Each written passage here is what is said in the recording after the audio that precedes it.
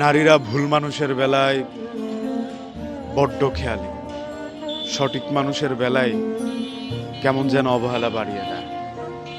এটা বোধহয় প্রতিটা মানুষেরই স্বভাব। একটা ভুল মানুষের ক্ষেত্রে মানুষ দায়িত্ব বাড়িয়ে দেয়, কেয়ার বাড়িয়ে দেয়, তাকে যত্ন নিতে চায়। একটা সঠিক মানুষ যতটা আগ্রহী দেখাক না কেন, তাকে কেন জানি একটু অবহেলারই শিকার হতে হয়। মূলত যারা একটু বেশি কেয়ারিং হতে চায় তারা বেশিরভাগ ক্ষেত্রে একটু সহজ সরল হয়। সহজ সরল মানুষের ঠকে যাওয়াটা পৃথিবীর ইতিহাসে নতুন কোনো বিষয় না। যারা একটু সহজ সরল আবেগপ্রবণ তারা ঠকে যায় সব সময়ের জন্যই। আর যারা একটু মিথ্যা কথাকে গুছিয়ে বলতে পারে, একটু প্রতারক টাইপের হয়, তারা সবার কাছেই একটু ভালোবাসা বেশি পায়, আগ্রহটা বেশি পায়, আবেগটা বেশি দেখাতে পারে। এগুলো হয়েই যায়।